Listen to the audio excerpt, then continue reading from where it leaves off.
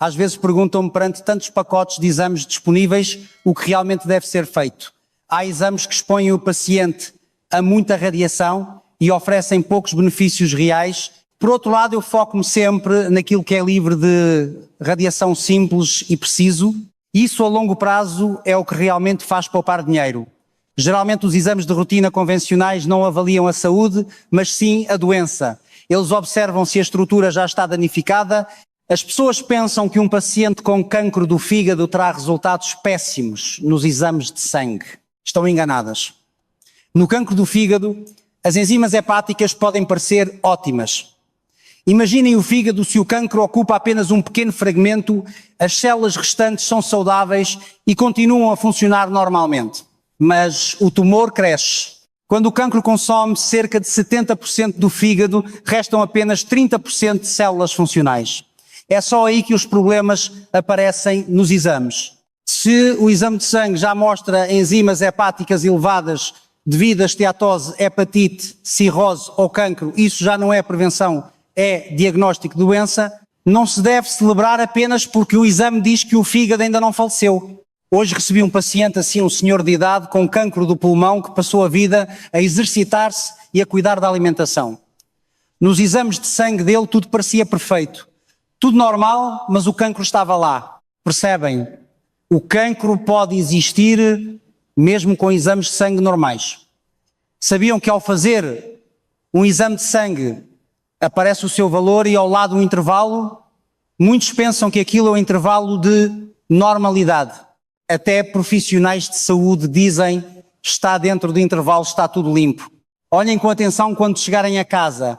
Aquilo chama-se valor de referência. Isso significa que há cerca de 15 anos começaram a testar a concentração de proteínas no sangue da população.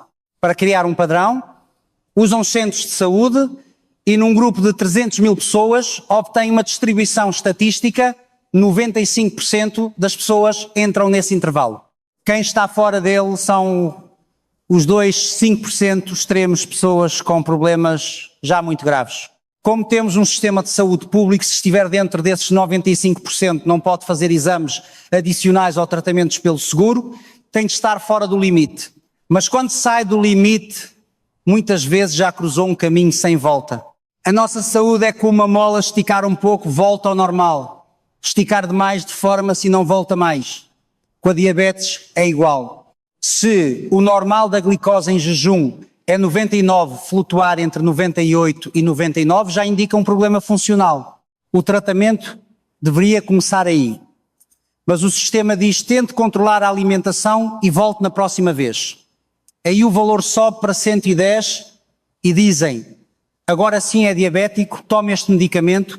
Nesse ponto é difícil voltar a ser quem era. Especialmente nos exames estatais, eu penso, já que vão tirar sangue porque não fazem mais.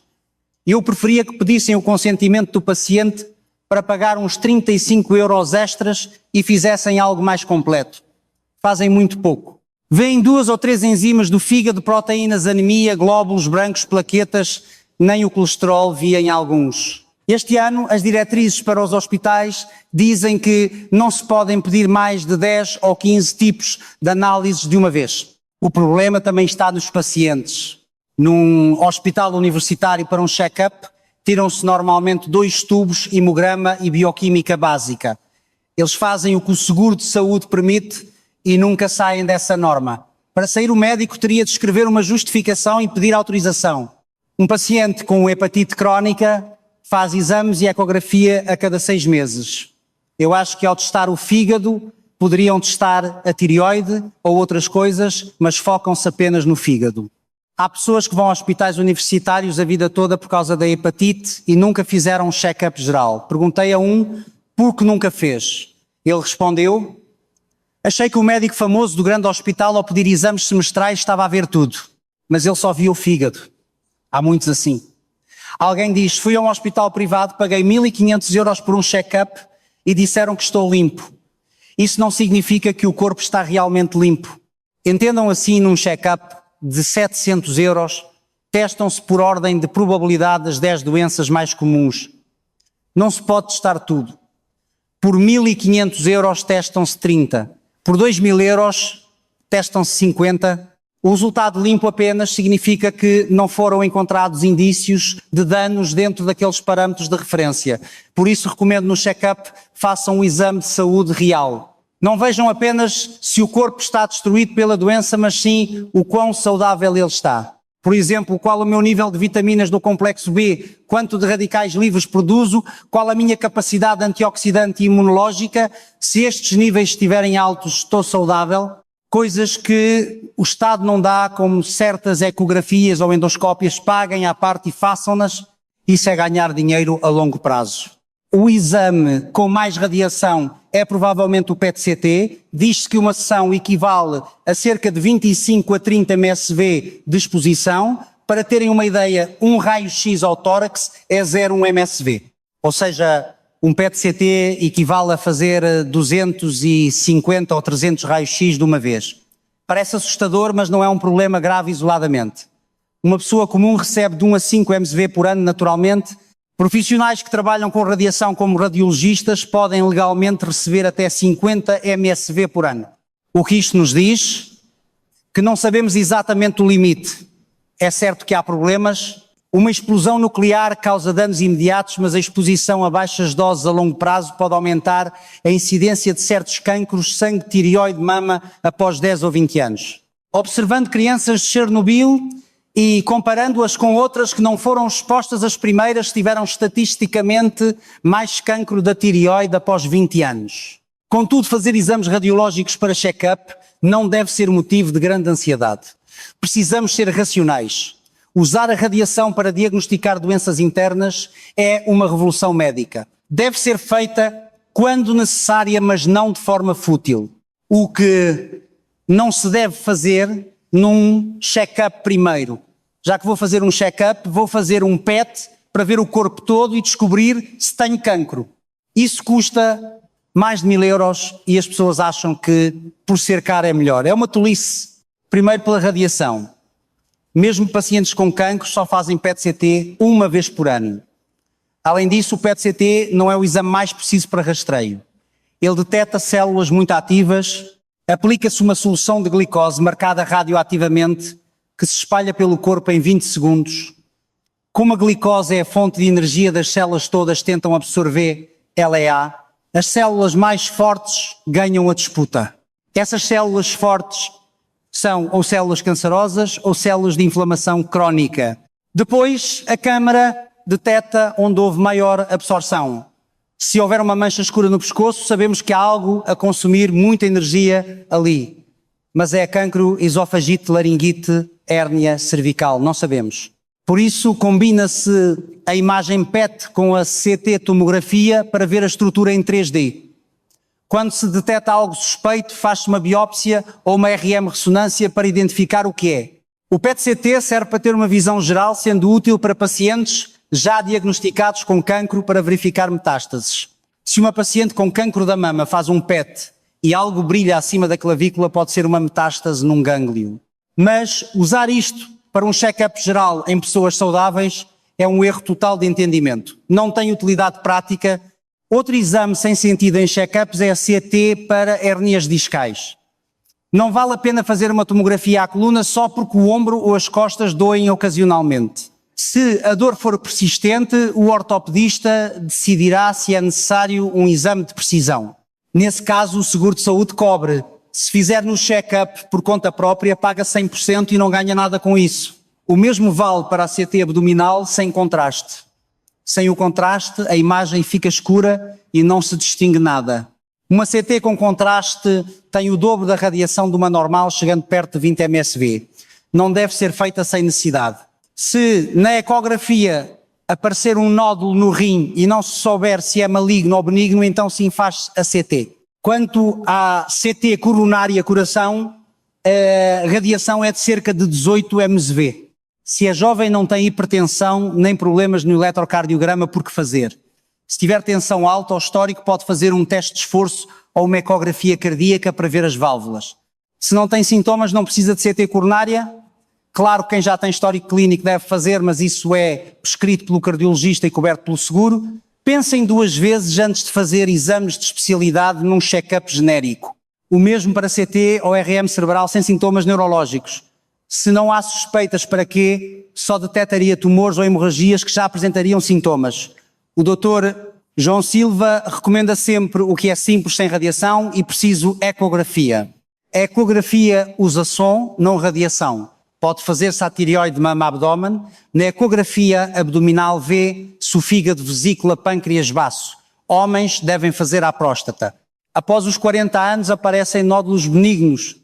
Detectá-los ajuda a prevenir o cancro.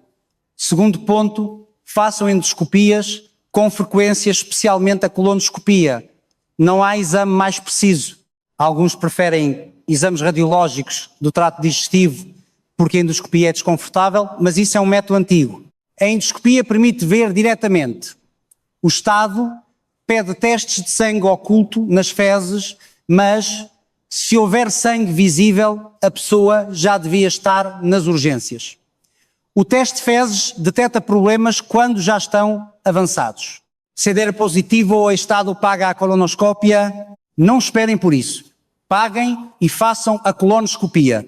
Portugal e outros países têm taxas altas de cancro coloretal. A semente desse cancro é o pólipo. Se retirarmos o pólipo quando ele aparece, resolvemos o problema. Hoje em dia, muitos jovens têm pólipos. Não é preciso fazer todos os anos. Um pólipo demora de 5 a 10 anos a tornar-se cancro. A recomendação é 5-3. Se não houver pólipos, repita em 5 anos. Se houver em 3 anos. Geralmente, se não mudar o estilo de vida, eles voltam em 3 anos. Se houver histórico familiar, obesidade ou diabetes, faça anualmente. Quanto à endoscopia gástrica, após os 40 anos, faça anualmente devido ao consumo de alimentos salgados e processados.